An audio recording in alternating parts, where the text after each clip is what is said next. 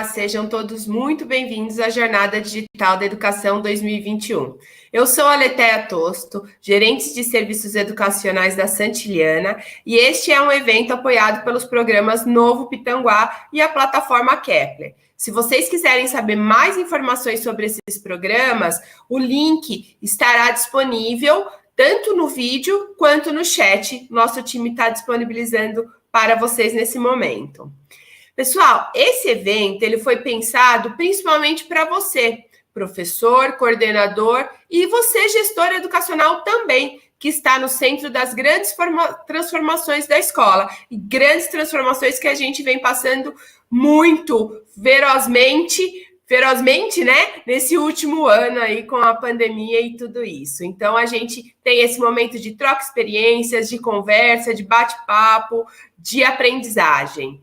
E antes de começar a falar do tema da nossa palestra de hoje, eu gostaria de explicar como a jornada está dividida. A gente separou a jornada por horários durante 4 dias de eventos, tá? Então, às 10 horas da manhã, que é esse horário que a gente está iniciando agora, a gente tem temas relacionados à educação infantil e ao ensino fundamental. Às 18 horas, teremos temas relacionados à gestão escolar.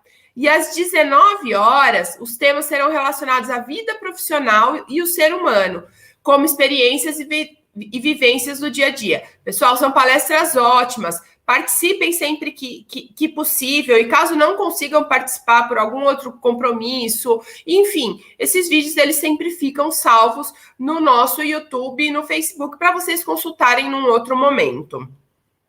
E mais uma coisa, como eu digo, esse aqui é um momento de troca, né? De conversa, de bate-papo. Então, interaja com a gente. Utilize o chat, coloque seu comentário, as suas dúvidas, as suas colocações, elas são muito bem-vindas, né? A todo momento, a gente vai estar trazendo essas perguntas, as colocações de vocês, as dúvidas ao nosso convidado.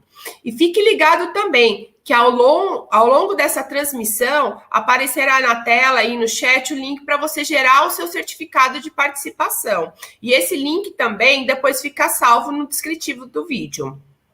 Então vamos lá, pessoal, vamos para a nossa live do dia de hoje, dados recadinhos super importantes.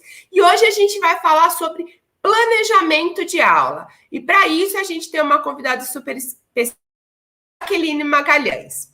A Jaqueline, ela é pedagoga, mestranda PUC em Formação de Professores, coordenadora pedagógica da Educação Infantil do Colégio Arbus, da Unidade de Santo André, e formadora da Escola de Educadores.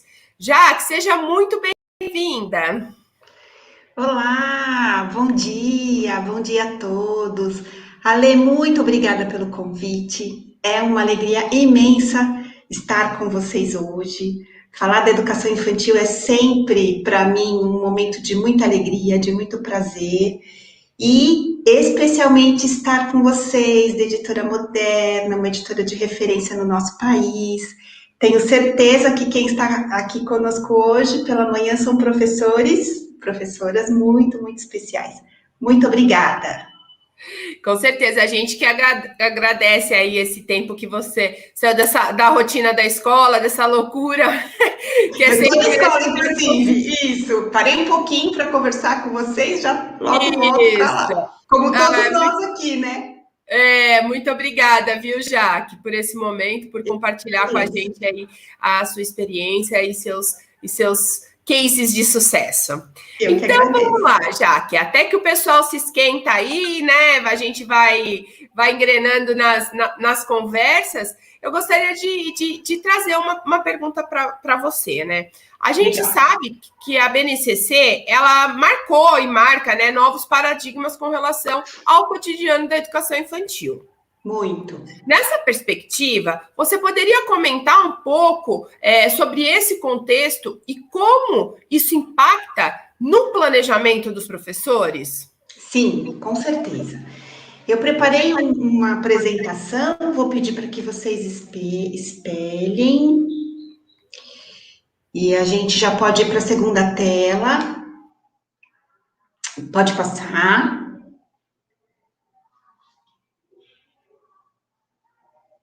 Ótimo.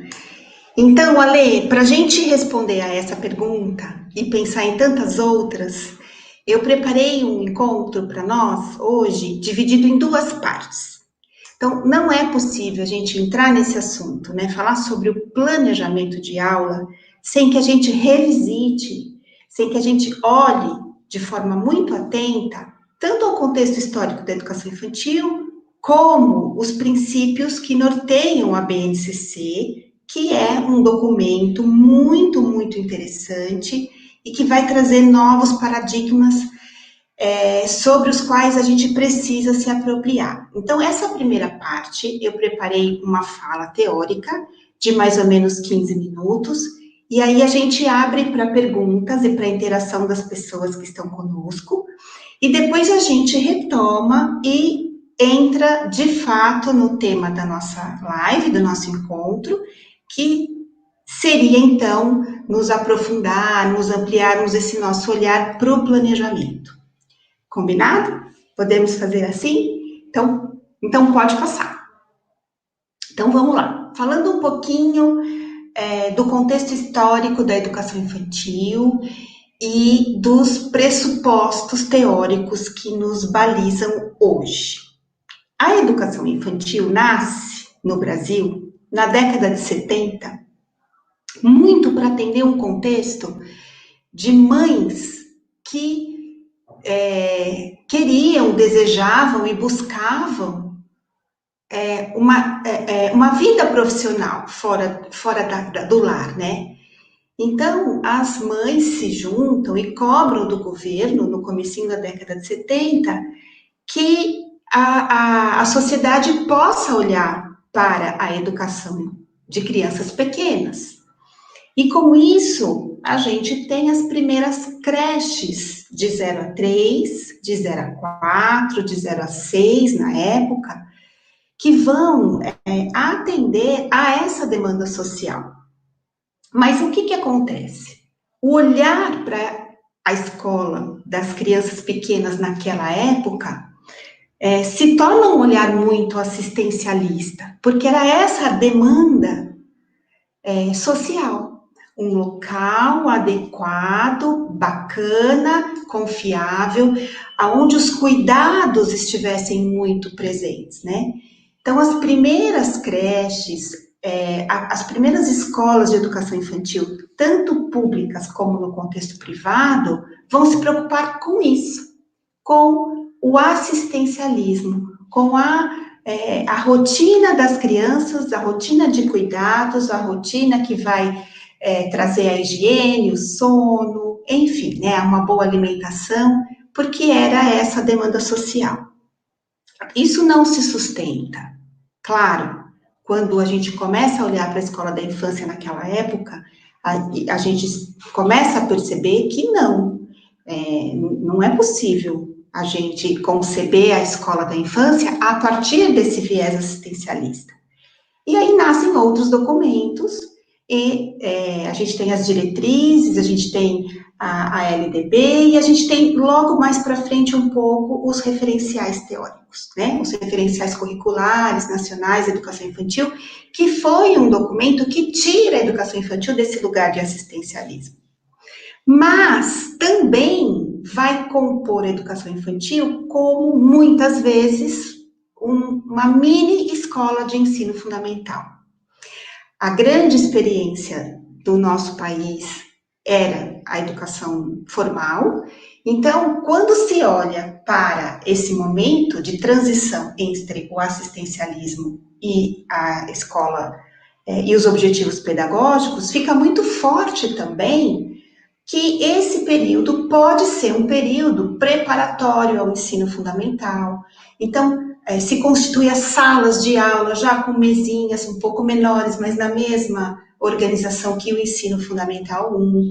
Vem o conceito de divisão por aulas, então aí esse conceito de divisão por aulas passa a ser uma divisão por eixos, né? Então, no primeiro momento matemática, depois linguagem oral e escrita, depois arte, mais ou menos numa relação de tempo e espaço muito parecida com as escolas de educação fundamental, né, com as escolas de fundamental 1, que também não é na verdade, né? Hoje, nós que estamos aqui olhando para a escola da infância, a gente vai perceber que a gente não está diante de um ciclo que se prepara para o ensino fundamental 1, então a escola da educação infantil não está a serviço do ensino fundamental 1, e a gente também não pode conceber uma rotina. Quem conhece criança pequena sabe que criança não pensa assim, agora é a matemática, depois a gente corta, e agora é a linguagem, depois a gente vai para a arte. Não. E aí a gente tem mais uma intervenção que vem para a escola da infância, que é a BNCC. E a BNCC vai contribuir muito com esse novo olhar para a infância. Ela vai conceber a escola de educação infantil como um espaço de se viver experiências, né? Experiências que são fundamentais para o desenvolvimento integral das crianças. E com isso, a partir disso, a gente tem novos paradigmas, né? A gente tem novos pressupostos teóricos. Então, a gente precisa conhecer esses pressupostos fundamentais, estruturantes, que é o que a gente vai fazer agora, para depois pensar em planejamento. Pode passar, por favor. Então, falando agora dos pressupostos teóricos, né? A forma de organização curricular da BNCC vai romper com a escola dividida por eixos, o cotidiano dividido por eixos. E vai trazer os campos de experiência como arranjo curricular. Então, a gente não pode olhar para os campos de experiência buscando uma relação entre os eixos. Então se eu olho para traços, sons, cores e formas, que é um dos campos de experiência, eu posso pensar no antigo eixo arte? Sim, mas não só. Então quando eu olho para tempos, quantidades, eu estou olhando para a matemática? Não, eu estou olhando para um campo de experiência que vai articular vários eixos, né? Então, eu não posso entender os campos de experiência em substituição aos antigos eixos, às antigas áreas de conhecimento. Os campos de experiência, eles se tornam um arranjo curricular muito potente. Por quê? Primeiro, porque eles vão romper com a ideia de atividade e trazer o conceito de experiência. Então, a gente não planeja aula, a gente não planeja a partir da atividade em si. A atividade que eu digo é aquela atividade que tem começo, meio e fim, que tem um tempo. Olha, essa atividade aqui eles vão fazer em 50 minutos. E é uma atividade que entra isolada de um contexto.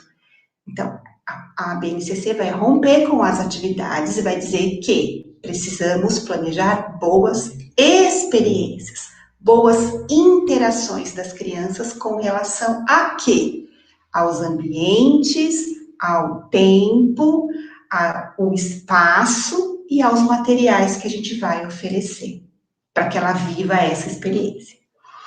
Ela vai trazer, a BNCC, o cuidar e o educar como eixos transversais. Então, assim, eu não desconsidero o cuidar no meu planejamento, mas ele tem que estar inserido nesse educar. Um exemplo disso é a hora da alimentação das crianças, a hora do lanche, a hora do almoço. Como é que esse cuidar e o educar estão sendo vistos, né? É o adulto que vai determinar tudo que a criança vai comer, é o adulto que vai alimentar a criança, ou a gente vai conceber esse espaço como uma experiência alimentar, que as crianças podem fazer as escolhas, podem sentar com autonomia, escolher o lugar na mesa, podem se alimentar ainda que se sujem nesse começo, porque isso faz parte.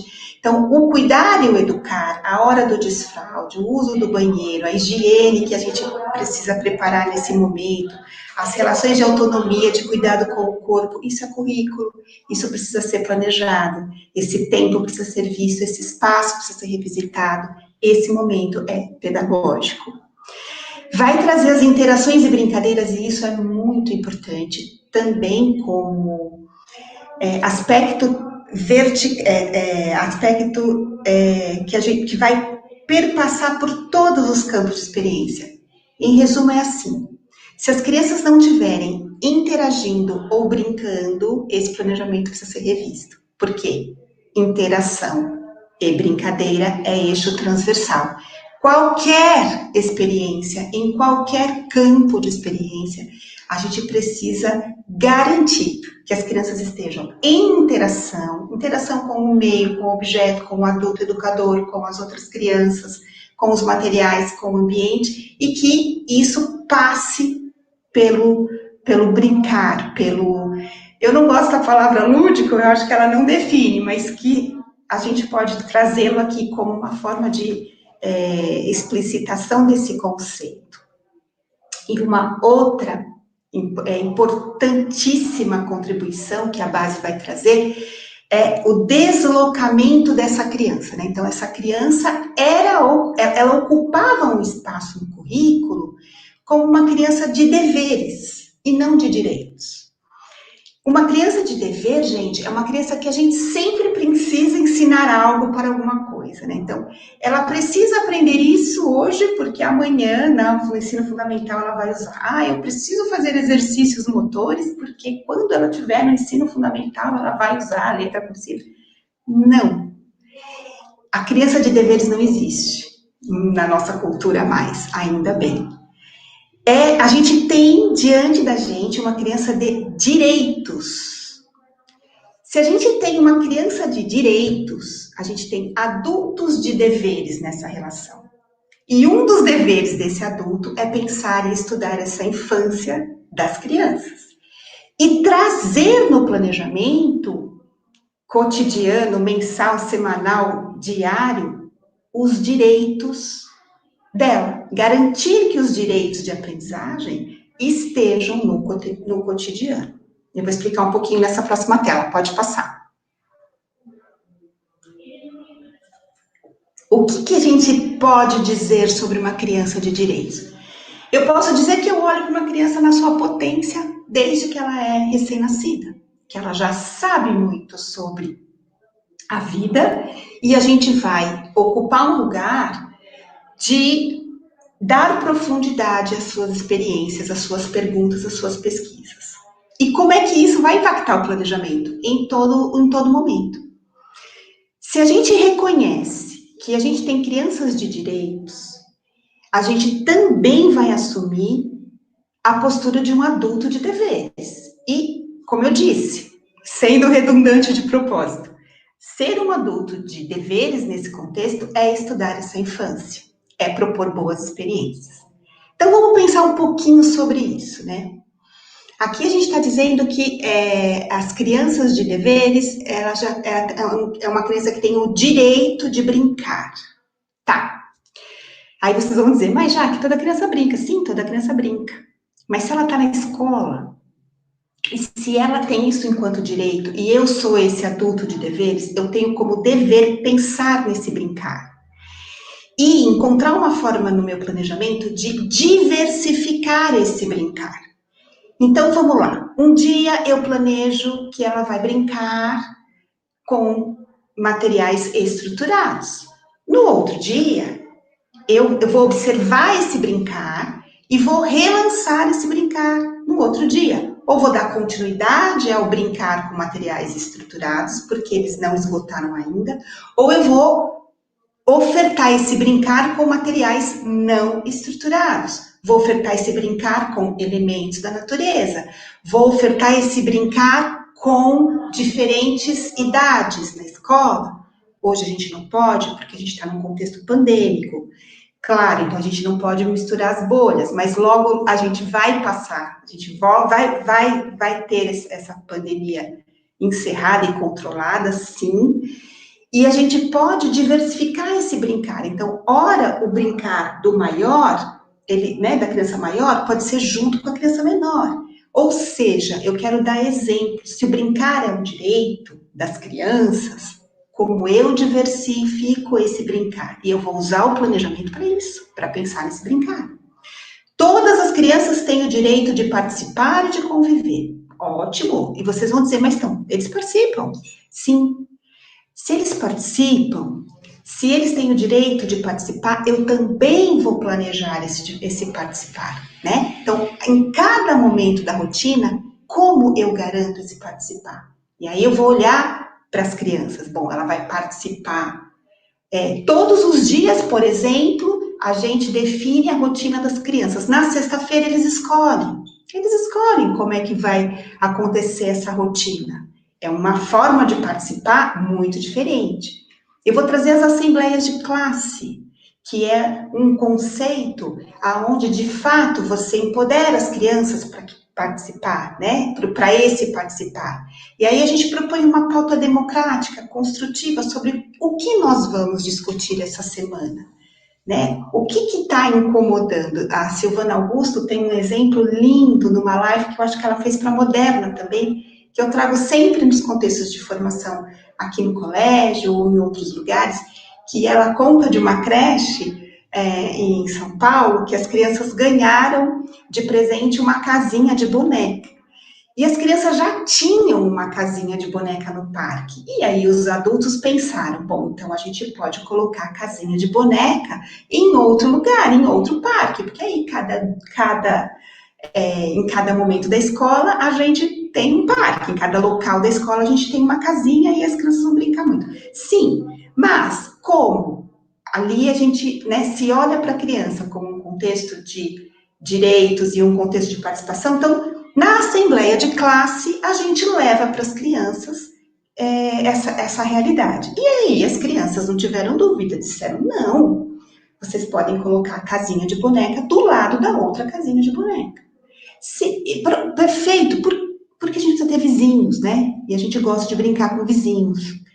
É desse lugar que eu estou dizendo. Então, se as crianças têm o direito de participar, como eu planejo, né? Como eu abro esse espaço no planejamento para que esse participar delas se torne currículo, para que esse participar das crianças se torne de fato objeto de conhecimento, né? Para eles. Se eu não oportunizo na escola, se a gente não pensa nisso, eles não terão. E essa é a diferença na concepção de criança que a BNCC traz. Não é uma criança que tem um lugar de dever na escola, é uma criança que tem um lugar de direito na escola, né? Aqui na escola, essas organizações de rotina são muito comuns a gente perguntar para as crianças, bom, então a gente tem isso aqui para cumprir. Como a gente vai organizar isso, né? De que maneira, em que momento? E as crianças vão dando soluções para a gente muito surpreendentes, inclusive, muitas vezes. Então, a gente precisa olhar para esses direitos das crianças e entender que nos cabe, enquanto adulto, planejar o conviver, o participar, o brincar, o se expressar, certo? Eu ficaria aqui horas falando disso, mas vamos passar. Pode passar.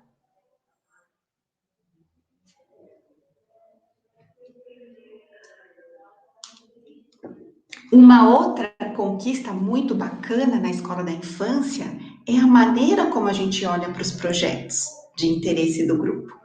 Aqui na escola, aqui no Arbus, a gente chama de contextos, né, de projetos rizomáticos. E os rizomáticos, eles vêm exatamente trazer esse conceito para a gente, o conceito de rizoma, né? O conceito de algo que tem raiz, que tem continuidade.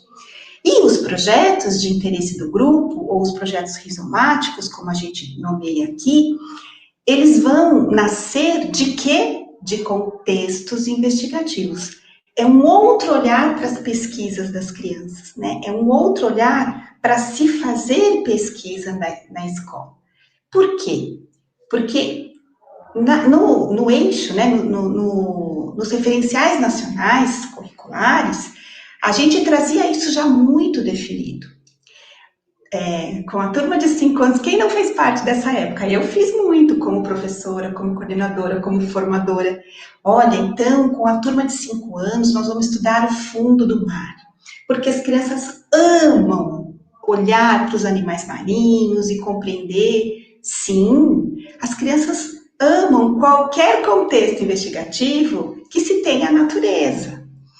Mas qual é a diferença? A diferença é que, antes da BNCC, o que nós fazíamos enquanto educadores? Nós definíamos as etapas. Então, eles vão estudar o fundo do mar, e aí eles podem estudar a baleia, e aí depois eles vão estudar os animais marinhos, né? A baleia nesse contexto dos animais do fundo do mar, e aí depois a gente pode estudar como as baleias vivem, o habitat, a alimentação, a reprodução. É rico? Claro que é. É uma forma da gente fazer projetos? Sim, já é um passinho a mais quando a gente pensa em concepção de criança. Porém, será que as crianças não fariam outras perguntas sobre o fundo do mar?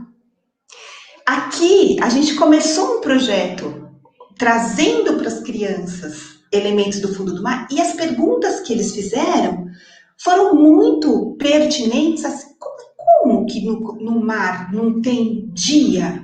Só tem noite no fundo do mar? Como que é sempre esse mesmo contexto? É sempre muito escuro. Raia é peixe? Era uma das perguntas. Se raia é peixe, não é peixe, como é que a gente sabe o que é peixe e o que não é peixe? Ou seja, eles fazem perguntas que nós adultos não conseguimos antecipar, porque nascem das curiosidades deles. E é sobre essas curiosidades que a gente precisa se debruçar para relançar, para trazer novos contextos, para que eles possam... eu falo para as meninas, né, para as professoras, que a gente responde as perguntas com outras perguntas. E aí a gente vai compondo, a gente vai nesse projetar com as crianças, mas as etapas vão sendo definidas por eles e não por nós, adultos. Então, isso entra no planejamento? Entra no planejamento. De que forma? E eu brinco com as professoras, o planejado precisa vir a partir do observado. Muitas coisas a gente antecipa, outras tantas não. A gente primeiro observa para depois planejar. Então, tudo isso para a gente entender o quanto o planejamento na escola da infância é fundamental para que a gente tenha, para que a gente garanta de fato que as crianças desenvolvam seus objetivos de aprendizagem. Bom, eu acho que a gente chegou numa primeira parte aqui, que eu quis trazer um contexto aqui todo, tanto teórico, né, quanto de contexto social e teórico da BNCC, mas eu fui situando, né, os professores, eu tentei, tomara que tenha conseguido, tentei situando os educadores presentes sobre, assim, então, é uma nova forma de a gente olhar a infância, sim, e como é que fica o planejamento? É uma nova forma de a gente conceber? Sim, mas como é que fica esse planejamento? Mas agora acho que a gente pode dar uma paradinha, né, Lê? O que você acha? E a gente depois continua. Isso, a gente tem algumas colocações, algumas perguntas que eu vou trazer aqui para você, né? É muito boa essa primeira parte, onde você realmente coloca nos quadrados, né? Então, exatamente isso. Quando você fala, a educação como um todo, né? A gente tem a mania de colocar isso. Cada segmento é preparatório para o segmento seguinte, né? E não necessariamente a gente foca no que ele tem que aprender naquela fase. A gente quer preparar para a fase seguinte, né? Então, eu acho que essa sua reflexão é muito importante, né? Para que a gente realmente comece a perceber, a olhar para isso com muito cuidado, porque é isso aí, quando a gente está vivendo o futuro, a gente está deixando de viver ou desenvolver o presente. Essa criança, o que é importante para ela agora, né? Aqui e agora, né? A Fernanda Dutra, ela até fez a seguinte colocação, né? Perceba a educação infantil fundamental, em especial para as classes menos favorecidas, que têm, muitas vezes, pouco estímulo para o desenvolvimento numa etapa tão importante. Né? Tá.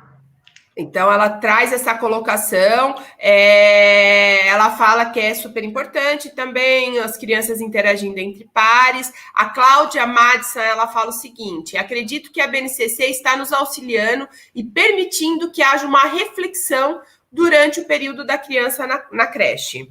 Tá. Então, vamos lá. O que você acha, Alê? Você vai ler mais alguma? Eu acho que você já pode fazer, eu trago para você e você já pode fazer nas colocações que você acha importante. Tá, então vamos lá. A BNCC, gente, ela é um documento que vai atender o público e o privado. E ela não diferencia, né? Eu conheço e já fiz parte de muitos projetos na Escola de Educadores, de escola pública. Um deles existe até hoje no Vale do Paraíba, em escolas públicas mais afastadas, mais centrais, enfim. E eu posso dizer que a possibilidade de se materializar, de se planificar o que a BNCC traz e toda essa conversa que a gente teve até agora é extremamente possível nos dois contextos, público e privado, né?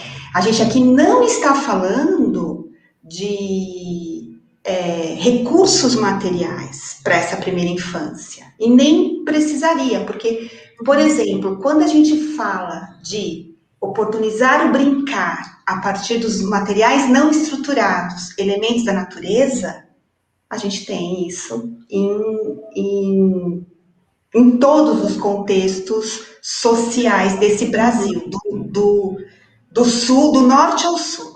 O que a gente precisa é, de fato, estudar essa BNCC, estudar essa infância, né? É importante dizer, para quem se apaixona pela educação infantil, que a BNCC ela vai se inspirar nos currículos italianos. E os currículos italianos vão trazer as experiências de Reggio Emília. E as experiências de Reggio Emília nascem do contexto da falta, porque Loris Malaguzzi, só vou contar um pouquinho, porque, né? Mas olha, quando ele se propõe a estudar a infância e ele monta, organiza e funda a primeira escola, ele faz isso para dar conta do caos que a Itália vivia, né? Então, assim, ele foi perceber, se tinha o quê? Se tinha muita... A Itália era quase um contexto pós-guerra, vocês podem imaginar? Era super carente. Muito material não estruturado, né? Muita pedra, muita graveto, muita areia, muito elementos da natureza, e eram os recursos que as crianças tinham. E aí ele veio mostrar para o mundo que o ato criativo, a interação com diferentes materiais, fez das crianças, e fazem das crianças uma inteligência criativa, uma ideia extremamente potente. O que a gente precisa permitir é que a gente deixar emergir essa escola da infância, essa potência da infância, que é uma potência nata na vida de qualquer um. As crianças nascem muito potentes, elas são muito potentes. E a interação com o ambiente, com os materiais que a gente disponibiliza e com o olhar dos adultos vai torná-la ainda mais. Não importa em contexto, se é um contexto de menos condições financeiras, enfim, materiais ou não. É o estímulo, né? É o estímulo, é a intencionalidade. É o olhar. É o olhar. É o nosso olhar para a infância. Você define muito bem quando você fala que uma criança de direitos, né, ela precisa de adultos de deveres. E é esse o dever que a gente tem, de garantir esse olhar, essa proposta. Muito bom. E aí eu vou trazer uma pergunta do Rodolfo, que ele fala... eu vi. Você viu? Gostei muito, vi. Pode fazer. E carga horária exaustiva, será que estamos planejando correto? O meu aluno, será que está aprendendo? Então, vamos lá. Quando a gente pensa em planejamento, essa é uma ideia do educador, e eu falo porque eu sou educadora e atuei como professora há anos, e o lugar da coordenação não é o lugar da burocracia, é o lugar do chão da sala de aula. A gente sempre planeja tudo igual para todo mundo o tempo todo. E esse é também uma questão que a gente precisa rever, né? No cotidiano das crianças, Sim, há os momentos do grupão, a gente chama aqui na escola de grupão em pequenos grupos, aqui no Argos, né? Há um momento do grupão, um momento que a gente precisa, sim, que todos sentem, né? A gente vai organizar uma grande roda para falar do dia, porque eu vou ler uma história que eu preparei e é uma literatura linda. E existe, sim, o tempo do grupão, o tempo do igual para todos, mas ele não é o maior tempo da rotina, porque as crianças não são iguais, porque os interesses delas não são os mesmos. Então, a gente planeja a partir dos pequenos grupos, né? A gente conta muito com o ambiente como um segundo educador. O ambiente é o segundo educador. Aquilo que eu trago para o ambiente, como eu componho o ambiente, é planejamento. Então, como é que eu componho? Então, aqui eu vou fazer um contexto de observação da natureza com lupas e sementes. Ali naquele outro espaço, eu vou fazer um cantinho de literatura. No outro espaço, eu vou fazer um espaço permanente de desenho, de observação. Então, eu vou variar os riscantes, eu vou variar os suportes, e as crianças, elas ocupam esse espaço a partir daquilo que vai chamar a atenção delas. E as perguntas muitas vezes, ai, Jaque, mas olha, a Mariana, ela não sai dessa exploração aqui com os elementos da natureza, ela não precisaria. Não, ela não precisaria. Né? Isso já diz de quem é a Mariana. Né? A oferta está garantida. O sujeito que revisita esse lugar, cada dia é um. Então, o planejamento precisa trazer esses diferentes interesses das crianças. E os campos de experiência vão ajudar muito a gente a pensar nisso, né? Sem dúvida. E os projetos também. Os projetos, as crianças não fazem as mesmas perguntas, não se interessam pelas mesmas coisas. E a gente tem no grupo, às vezes, 2, 3 acontecendo ao mesmo tempo. Como que eu planejo isso? Eu planejo, o momento do meu planejamento é um momento muito importante, é um momento do meu encontro com as crianças, né? Então, eu preciso olhar para todos e para cada um nesse espaço. E organizar esses pequenos grupos. Quando você fala que o campus de experiência, né, ele acaba sendo um arranjo, né, curricular dos componentes, tudo soma e tudo leva para exatamente isso, né? Essa experimentação dos alunos, para tudo isso. Eu vou até pegar o gancho, a gente tem algumas outras colocações, mas aí depois eu retomo ao final, porque como a gente está falando de planejamento, e agora a gente parte para uma parte mesmo, que é uma parte de mão na massa, de como a gente pode fazer isso. Então, eu até queria trazer para você, né, esse contexto aí, até o contexto que o Rodolfo falou, como poderíamos pensar o planejamento em sala de aula? Isso. E o que os professores precisam considerar, né? E quais seriam as contribuições para os educadores desse ciclo? Vamos lá. Pode continuar a apresentação. Isso. Então, pode passar. Vamos olhar um pouquinho para algumas das questões mais teóricas que envolvem o planejamento, né? Aqui no colégio, a gente gosta muito de pensar o planejamento anual, semestral, a partir das modalidades organizativas, que é um estudo lá do currículo argentino, Délia Lerner, o pessoal vai pensar um pouco o currículo dessa forma, e para nós aqui faz muito sentido. E as modalidades organizativas, elas dividem, né? Elas se dividem em propostas, convites, né? Então, a gente tem as propostas que são permanentes, que a gente vai considerar como propostas permanentes.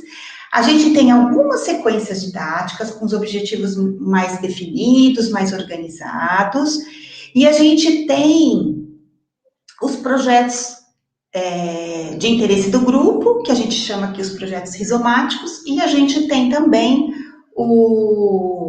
as propostas habituais, né? Uma entrevista com alguém que a gente queira, porque estamos estudando, porque nós estamos estudando um contexto aqui que tem relação com a composição da água, enfim, então a gente pode entrevistar um biólogo, são propostas que são habituais, pontuais que a gente traz, né? Ale, vou pedir para aumentar só um pouquinho a tela para eu tentar isso, só para não me perder, tá? Obrigada, já dá. Um outro pressuposto fundamental é o quanto a gente vai antecipando e o quanto a gente não antecipa e espera o observado acontecer, o vivido acontecer, para depois planejar. Eu vou dizer que esse é um conceito, esse é um valor para nós, eu acho fundamental. Eu não consigo, e eu não peço isso para as professoras, que esse planejamento seja feito com tanta antecedência. Porque se o planejamento é feito com a gente tem uma diretriz curricular que nos orienta, né? Que vai trazer o que é permanente, o que vai trazer o que estaria em sequência. Mas isso não pode engessar os nossos olhos, né? Então, um coordenador que vai demandar do seu grupo de professoras, olha, eu quero um planejamento mensal. Como? Né? Como que a gente antecipa? Aí a gente só vai ver o adulto mesmo, né? Não dá. Por quê? Porque mesmo quando a gente está falando de proposta permanente de sequência de projeto, eu preciso olhar para isso a partir do observado. Pensando no quê? Na continuidade, na profundidade das experiências. Então, hoje, né, antes de vir para a live, as crianças estavam numa experiência aqui no jardim, brincando, e aí, de novo, a gente pensando nesse brincar, a disponibilidade, a brincadeira era comidinhas de quintal. Então, a gente preparou esse jardim, então a professora, antes das crianças chegarem, ela foi lá, ela colocou as panelas de verdade, que a gente tem aqui na escola, não as panelas de plástico, as panelas mesmo que nós adultos usamos. A gente colocou as panelas, a gente colocou uma toalha, as panelas em cima, perto do jardim, que tem um monte de graveto, um monte de pedrinha, e as crianças brincaram de fazer comidinha de quintal. Por que amanhã eu vou planejar um outro brincar? Não vou. Eu vou dar continuidade a esse brincar, porque esse tempo não é meu tempo. Agora já deu, viu? Vamos brincar de outra coisa, vamos brincar de dinossauro com carrinho de madeira. Não. Se as crianças não esgotaram esse brincar, então amanhã tem mais. E eles já sabem, quando a gente fala, agora a gente vai tomar lanche, eles falam, e amanhã a gente vai continuar brincando disso, né? Isso, e amanhã a gente vai continuar brincando disso. Então, o planejado, o que a gente precisa pôr no planejamento? Brincar com materiais, brincar livre com materiais inteligentes. Sugestão, brincadeira de comidinha de quintal. O quanto isso vai se desvelando nessa semana, vai dependendo muito, e as crianças vão dando pistas para a gente. Não, eu quero 2 contextos do brincar. Eu estou falando de um grupo específico que gosta muito desse tipo de manuseio, de interação com os elementos da natureza, com os elementos que a gente disponibiliza. Não, olha, então eu vou pôr 2 contextos de brincar livre com materiais inteligentes. Eu vou colocar num canto comidinhas de quintal, no outro canto do jardim eu vou colocar ali outros materiais, peneira, funil, e vou pôr na areia, peneira, funil, colheres. Se eles estão na areia e eu apresento peneiras, funis, colheres, eu faço um convite, e aí as crianças escolhem. Eles podem brincar aqui, podem brincar ali, eu estou contemplando diferentes grupos. E quem não quer vai brincar de corda, e quem não quer vai brincar livre de outra coisa. E muito acontece. Eles pegam esse material e vão brincar em outro lugar. Então, eu observo tudo isso para planejar o brincar do outro dia nesse tempo que a gente tem de jardim. Então, o planejado, eu quis dar um exemplo, né, da importância do planejado a partir do observado. Uma outra coisa, os campos de experiência. Os campos de experiência, eles precisam estar articulados ao cotidiano, né? Então, eu não planejo uma proposta pensando num campo de experiência. Quando eu planejo um projeto ou uma sequência de atividades, eu preciso entender que ali eu tenho vários campos de experiência. Então, quando as crianças estão, por exemplo, fazendo uma cooking class, a gente chama aqui as nossas receitas. Receitas é uma sequência didática, a gente toda semana tem a regularidade de trazer culinária para as crianças, né? E pela culinária, a gente vai encontrando formas de conversar com as crianças sobre as unidades de medida. Um copo, meio copo, uma xícara grande, quanto que é isso? Porque é sequência didática? É sequência didática, porque eu tenho uma progressão. Olha, eu quero que eles primeiro experimentem os instrumentos de medida não convencionais. Depois que eles possam pensar no uso da balança, né? Como algo necessário. Então, ela está em sequência didática. Ela está só num campo de experiência?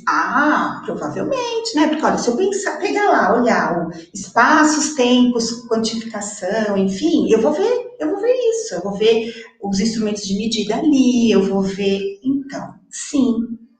Mas, e quando a gente fala da textura de um bolo, da mistura... Quando a gente fala do quanto a criança vai ficando curiosa de ver que todos os ingredientes vão se transformando em cores, em cheiros. Eu estou falando do traço são as cores e formas, muito bem. E quando a gente fala que eu preciso me organizar no grupo, né? Que hora eu faço uma coisa, hora o meu amigo faz outra coisa naquela mesma receita, e que depois a gente pode pôr uma mesa bem bonita para todo mundo compartilhar. Então eu estou falando do eu e o outro e o nós. E quando eu falo que esse corpo está na experiência, e esse corpo está inteiro na experiência, não estão sentadinhos, olhando a professora fazer, eles estão mergulhados. Então eu estou falando do corpo, gesto e movimento. Isso. Essa é uma boa dica. Uma experiência é bacana, é qualitativa para as crianças, quando a gente vê uma articulação ali entre os campos de experiência. Quando numa experiência a gente tem vários campos ali presentes. Isso é um pressuposto teórico. Outro pressuposto teórico, deixa eu dar uma lidinha aqui. A gente não pode se preocupar só em o que levar para as crianças. A gente tem que se preocupar em como levar para as crianças. Fizemos um encontro literário aqui com as professoras na segunda-feira, para pensar nos comos. Como eu faço uma boa sessão de leitura para as crianças? Leitura aqui na escola é proposta permanente, a gente lê todos os dias, ninguém abre mão disso, dos pititicos aos maiores. O que? Não é só, eu escolhi esse livro e eu vou fazer essa leitura. Não, isso é atividade.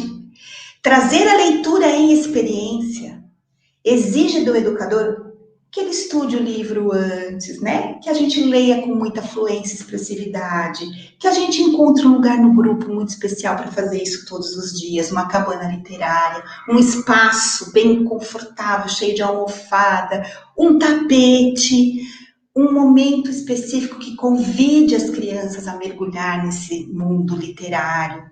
Então, não é só definir o que levar, mas o como levar é muito importante. Senão a gente acaba fazendo o quê? Esvaziando as propostas de sentido. Se a gente pensar só no o quê? Eu vou fazer uma leitura, a chamada, o calendário? Não é assim. A gente não se preocupa só com o que levar. A gente tem que se preocupar com o como levar. E aí, o planejamento disso faz toda a diferença. Pode passar. E aí, mais um pouquinho ainda sobre esse lugar. Saber o que eu espero das crianças. Sabe, eu fico muito preocupada quando alguns educadores leem a base, né, a BNCC, e eu vejo muito isso às vezes nos contextos formativos, e entendem que a criança protagonista, o educador não precisa fazer nada. Não, as crianças, o que ela quiser fazer com esses materiais está ótimo. Gente, não é isso. O professor faz toda toda a diferença. E ela começa no planejamento. A gente tem que ter a intencionalidade. O que eles vão fazer com isso? O que eu imagino? Que objetivos de aprendizagem e desenvolvimento estão explícitos nessa experiência? Eu vou oferecer vários materiais de construção e eu quero, né? Eu espero que eles possam empilhar, fazer experiências nesse sentido. Então, eu tenho uma intencionalidade. O que eu não posso? Engessar os olhos para me surpreender com aquilo que ele traz. Isso, sim, é muito importante, né? Então, assim, eu tenho, sim, uma intencionalidade com aquele momento, mas a minha intencionalidade, o meu olhar não pode ser maior do que as surpresas que muitas vezes acontecem e as crianças vão trazendo. E eu preciso entender que, além da minha intencionalidade, dos objetivos que eu determinei, ali que eu escolhi, que eu não determino nada, né? Eu escolhi, que as crianças podem aprender ainda mais. Flexibilidade sempre. Imprevisto, sim. Improviso, não. Então, eu planejei essa leitura, mas, olha, a gente está vivendo um tempo de gripe. E aí, metade do grupo não veio. E eu vou deixar essa leitura para um outro dia. Ok, claro que ok. Isso é um imprevisto. Puxa, choveu muito, as crianças não conseguiram chegar e eu tinha planejado uma parte aqui do projeto. Eu posso deixar? Claro que sim. Óbvio que sim. Mas então, qual é o meu plano B, né? Improvisar, não. Mas assim, então eu vou dar continuidade àquilo que estava pensado para ontem, de um outro jeito. Como é que eu vou ocupando esses espaços? Os professores apaixonados que estão ali muito implicados com o seu grupo, vão fazer isso com muita tranquilidade. Então, essas são as dicas. Pode passar. E aí, a gente vai falar um pouquinho agora das modalidades, né, organizativas aqui. Eu trouxe a experiência muito forte aqui da nossa escola. Então, a proposta permanente. Gente, existem alguns objetivos de aprendizagem e desenvolvimento que não estão em negociação na educação infantil. Por exemplo, o acesso à cultura escrita, a partir da literatura. Isso não se negocia. Não se negocia, gente. A gente tem que garantir que as crianças na educação infantil tenham contato com a literatura, preferencialmente ou diariamente, ou 3 vezes por semana, que tenham livros de boa qualidade, que tenham um professor leitor, que transforme a experiência da literatura, a experiência com a literatura, numa formação de valores, né? Eu tomo água porque água para mim é um valor, não posso ficar sem tomar água, então as minhas crianças vão ler a partir de mim, porque isso para mim é um valor também, então eu vou ler. Então existem aquelas objetivos de aprendizagem que a gente não negocia. As crianças precisam ter acesso ao universo das contagens. Então, eu vou trazer propostas todos os dias ou numa regularidade, porque eu tenho alguns objetivos aqui de aprendizagem que não se negociam. Esse é o lugar das propostas permanentes. Pode passar. O que isso diferencia das propostas das sequências didáticas? As sequências didáticas, elas trazem uma progressão curricular, né? Então, por exemplo, eu quero investir no figurativo, né? Eu vou pensar numa sequência didática no grupo de 4 anos, no grupo de 5 anos, no grupo de 3 anos, em que eu vou oferecer para as crianças experiências, possibilidades, convites para que as crianças invistam no figurativo, né? No desenho, na elaboração do desenho, mas não o desenho como técnica, o desenho como linguagem do pensamento. Então, ora eu vou trabalhar com desenhos de observação da natureza, ora eu vou trabalhar com riscantes muito diferentes, com carvão, com giz pastel. Ora, eu vou trabalhar com suportes muito diferentes, suportes lisos, suportes ásperos. Ora, eles vão trabalhar com só a linha, que é a canetinha preta, ora aquarela, ora... Então, eu estou pensando e eu estou trazendo numa sequência, onde eu repertorio de possibilidades. E eu posso fazer isso com muitas situações, né? A gente tem aqui uma sequência de jogos e brincadeiras. Então, as crianças brincam muito, brincam de amarelinha, brincam de brincadeiras da nossa infância, brincadeiras com bola, brincadeiras com corda, e depois a gente começa a contar pontos das brincadeiras, e depois que a gente conta o ponto, como é que será que a gente pode representar esses pontos de alguma forma que a gente consiga ler depois, para saber quem ganhou, para saber... Então, é uma sequência didática, onde a gente tem os campos articulados, onde a gente tem os objetivos de aprendizagem bem definidos, e é uma sequência didática. Pode passar. É uma sequência didática, gente, porque eu sei aonde eu vou começar e eu tenho clareza da onde eu preciso chegar, né? Aonde eu gostaria de chegar com as crianças.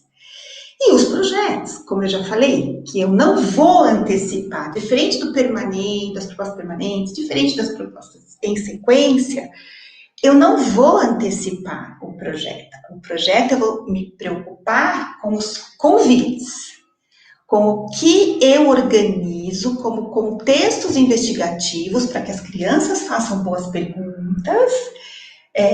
Sempre eles farão boas perguntas, né? É redundante. Onde as crianças fazem perguntas e eu vou alimentando esse projeto, eu vou projetando com eles outras perguntas, e a gente vai documentando, e a gente vai olhando para as diversas linguagens para sistematizar o que eles vão aprendendo, e nessa sistematização outras perguntas aparecem, e aí a gente vai caminhando com o grupo. Então, pode passar, esses 3, aqui é um projeto da Batata Doce que as crianças de 3 e 4 anos estão vivendo, né? Então, eles estão estudando raízes, folhas e sementes, muito no jardim daqui da escola e muito do que eles vão encontrando no contexto quando ficamos em casa, das frutas que tinham em casa, e aí depois agora as frutas que eles trazem, o que tem semente, o que não tem, o que é raiz, o que não é. E aqui eu trouxe só para elucidar aqui, para mostrar para vocês essa diversidade dos campos de experiência, essa articulação dos campos de experiência em todas as propostas, em todas as modalidades. Essa articulação acontece nas propostas permanentes, deve acontecer, né, nas propostas permanentes, nas sequências e nos projetos. Aqui a gente tem um projeto de muita observação científica, mas a gente usa muita linguagem do desenho para comunicar, para sistematizar as aprendizagens das crianças. Então, você tem ali de cara 3 campos de experiências articuladíssimos no dia a dia. Pode passar. Eu trouxe para vocês olharem um pouco de como a gente pensa esse planejamento aqui na escola, né? Deixar aí como dica, se ajudar, né? Então, olhem para esse tempo, né? Então, aqui é um planejamento das crianças do K5, como nossa escola é uma escola bilíngue, a gente vai chamar de K, né? De kindergarten, né? De K5, né? Mas é um grupo de 5 anos, enfim, todas as escolas têm grupos de 5 anos, né? Olha esse tempo, né? Então, a gente tem um tempo aqui, um primeiro bloco da manhã, das 7h25, que é o horário das crianças entrarem, né, até as 9h30, que é o nosso horário de lanche. Em que a gente tem aqui, acolhimento e algumas propostas no início do dia, que a gente chama de propostas permanentes. Eu não divido o acolhimento das 7h25 às 8h, não, eu divido o acolhimento num tanto de tempo, que é o tempo das crianças chegarem à escola. É o tempo que a gente investe no espaço, né? Então, a gente acolhe as crianças, a gente chama de acolhida justamente por isso, de welcome justamente por isso, porque as educadoras preparam isso no dia anterior, então as crianças quando chegam, elas vão encontrar um ambiente onde elas podem fazer escolhas. Esse ambiente ele é super planejado, porque ele é a continuidade do dia anterior, porque ele é a continuidade das pesquisas daquele grupo, porque ele é a continuidade das experiências que aquele grupo vem vivenciando, né? A gente se une muito como grupo colaborativo, as professoras vão deixando bilhetinhos para as pessoas da tarde, e aí depois, num momento que a professora percebe que, ok, vamos agora então fazer a roda, né? E aí a roda a gente traz as propostas permanentes, que são aquelas cujos objetivos a gente não negocia. Então a gente vai olhar para que dia é hoje, o calendário, o que a gente preparou, a rotina. Na sexta-feira eles organizam. São propostas muitas vezes onde a literatura se faz muito presente, ou outros tipos de texto que a gente lê, né, com frequência. Enfim, esse é um primeiro momento do dia. Depois eles vão para o lanche, pode passar. E aí a gente tem um segundo momento, que é o momento do brincar livre com materiais inteligentes, que a gente chama, né? Com materiais naturais, com isso. Olha, a gente trazendo os direitos das crianças, a gente garantindo, ao mesmo tempo que a gente garante os direitos das crianças, a gente não deixa de olhar para os objetivos de aprendizagem e desenvolvimento, para esse espaço intencional. Então, esse segundo bloco, ele vai trazer essa possibilidade dessas variáveis do brincar, dessas variáveis de escolhas de materiais, essas interações diversas. Depois a gente tem o tempo do projeto do grupo, um dia de assembleia e outros 2 dias de projeto do grupo. E a gente finaliza sempre com uma conversa com as crianças, provocando o que a gente vai começar no outro dia, o que a gente vai ter no outro dia, enfim. Claro que, num contexto de pandemia, muitas dessas possibilidades não acontecem como a gente gostaria. Uma delas é a gente não poder compartilhar com outros grupos, e isso é muito importante. Então, a assembleia de classe, ela é muito legal quando você tem várias faixas etárias, porque aí a criança pode pensar, por exemplo, no jardim, na perspectiva da criança de 3, né? E nesse momento a gente não pode. A diversidade desses materiais, os protocolos de higiene e segurança, então a gente não pode deixar os brinquedos, né, para eles continuarem no outro dia, a gente precisa higienizar, a gente precisa, enfim, então, num contexto pandêmico, a gente não tem este plano dentro de um ideal, mas a gente tem esse plano dentro de um ideal possível para nós, que vai garantir boas experiências da mesma forma. E vou chamar a Lê para a gente, nesse segundo bloco. Muito bom, Jaque. O pessoal gostou bastante. Obrigado por você compartilhar, né, o planejamento de vocês, trazer aqui para a gente. Acho que é muito importante isso, né? Quando a gente até conversou no briefing, a proposta era exatamente essa, né? Tangibilizar, trazer ideias e ver como a gente consegue compartilhar com o pessoal que está aqui. Obviamente, foi o que você trouxe, a gente teve muito isso, né? Como trabalhar isso no momento que a gente está passando, de pandemia, né? O que a gente quis trazer aqui são propostas, a gente entende que esse momento ele não vai se perpetuar, né? E não vai de maneira alguma. Então, tão logo a gente volta à normalidade, né? Não com a necessidade, com a pressa que a gente gostaria, mas vai voltar, né?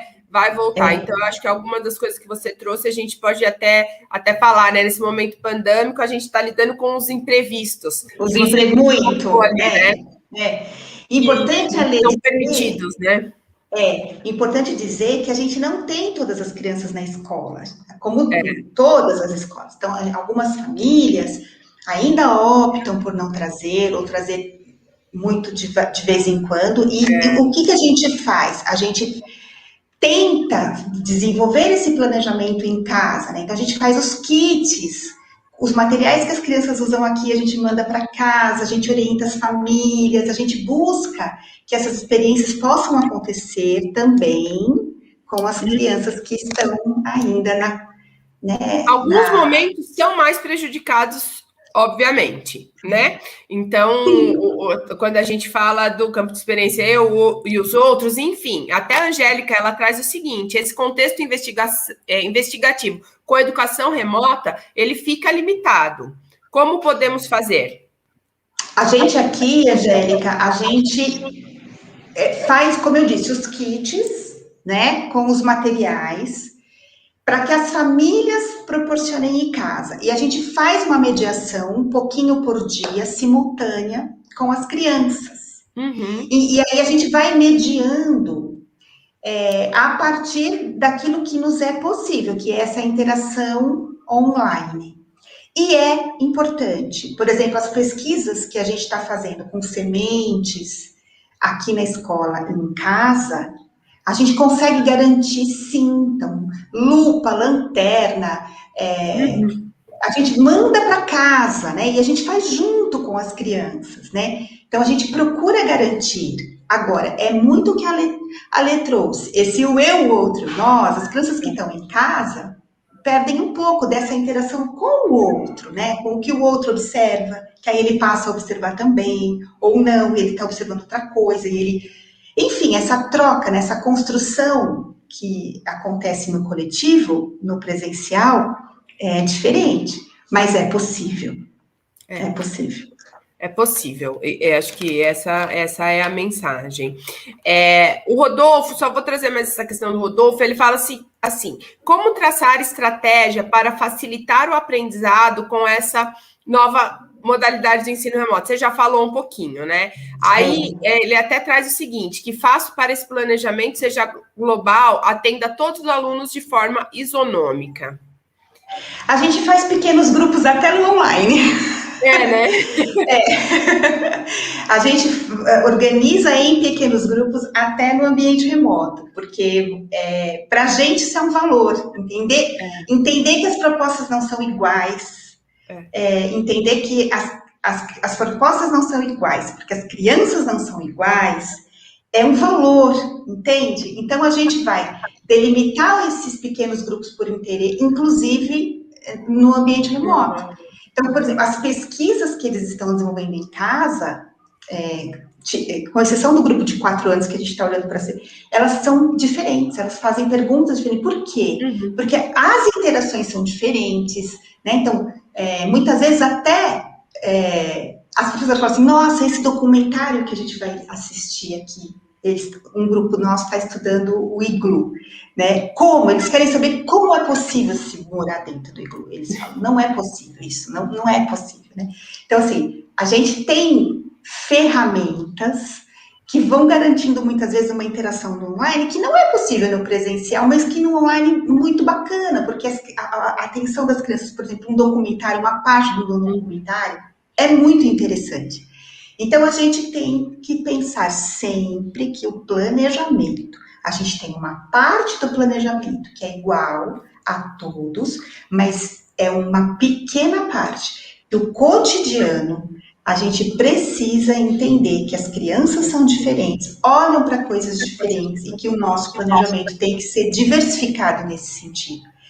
E isso é tarefa desse adulto de dever, entende? Isso é uma responsabilidade nossa. Muito bom, ótima dica, Jaque. E antes de eu ir para as suas considerações finais, infelizmente, né? Eu gostaria de trazer alguns recadinhos importantes para o pessoal que está aqui com a gente. Eu gostaria de lembrar a todos que a Moderna, ela sempre traz novidades e soluções pensadas para suprir as particularidades da sua realidade na escola. Então, aproveitem os eventos online como este, os cursos, informações para professores que disponibilizamos para as escolas adotantes e todos os nossos materiais e a nossa assessoria pedagógica. É muito importante para você que já é parceiro nosso, utilizem esses benefícios, esses ambientes de formações onde a gente traz feito conforme a demanda de vocês, né? Até esses temas que a gente trouxe para a live dessas semanas foi construído junto com a participação de vocês, com os nossos assessores, trazendo as necessidades, o que vocês sempre trazem em questões de anseios, de que gostariam de ouvir. Então, participem, contem com o nosso time de assessoria, toda a nossa entrega de serviços educacionais para os nossos parceiros. E para você que ainda não é parceiro nosso e que gostaria de desfrutar das vantagens que o novo Pitanguá e a plataforma Kepler proporcionam, a gente está deixando aqui no chat um link para você solicitar uma reunião com um dos nossos consultores comerciais. Tá? Mais um recado super importante, eu já quero agradecer o Jadson, que está aqui com a gente, fazendo essa tradução simultânea em Libras. Jadson, muito obrigado por você permanecer aqui com a gente, tá? E lembrar que todos os encontros da Jornada Digital da Educação, eles têm certificado de participação para quem acompanhar os nossos encontros ao vivo. O link, ele sempre é disponibilizado no chat e na descrição do vídeo no YouTube. Então, curtam lá a Moderna no YouTube para que vocês sempre tenham acesso às notificações das nossas lives e dos nossos momentos. Também gostaria de lembrar e reforçar, na verdade, que esse é um evento, é uma ação dos programas Novo Pitanguá e da plataforma Kepler. Qualquer dúvida, preencha o formulário que está aparecendo no chat e fale com o consultor nosso. Então, vamos à despedida. Jaque, vou abrir aqui para você deixar a sua mensagem final. Eu fiz eu trouxe um poema, na verdade não, um relato. Dá tempo de ler? Dá tempo. Então, acho que está na apresentação, né? Eu trouxe um relato que eu gosto muito, gente, que eu uso muito nas formações e aqui na escola também. A gente até tem no caderno de planejamento, assim, na capa, sabe? Mas pode pôr. Vou pedir para você aumentar, Lê, porque, olha, vamos lá. Diego não conhecia o mar. O pai, Santiago Kovaldov, levou-o para que descobrisse o mar. Viajaram para o sul. Ele, o mar, estava do outro lado das dunas altas, esperando. Quando o menino e o pai enfim alcançaram aquelas alturas de areia, depois de muito caminhar, o mar estava na frente de seus olhos. E foi tanta imensidão do mar e tanto seu fulgor que o menino ficou mudo de beleza. E quando finalmente conseguiu falar, tremendo, gaguejando, pediu ao pai: me ajuda a olhar. Pode passar. Eu queria finalizar, gente, dizendo, primeiro agradecendo muito a Editora Moderna e a todos vocês aqui pela escuta. Pode pôr que eu vou ler.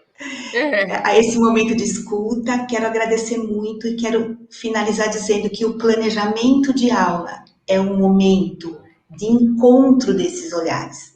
A escolha sobre tudo que eu vou levar ou o que levar eu como é o nosso olhar que direciona o olhar dos pequenos. Olhar esse que vai sempre observar e investigar os elementos da natureza ou as invenções da nossa cultura.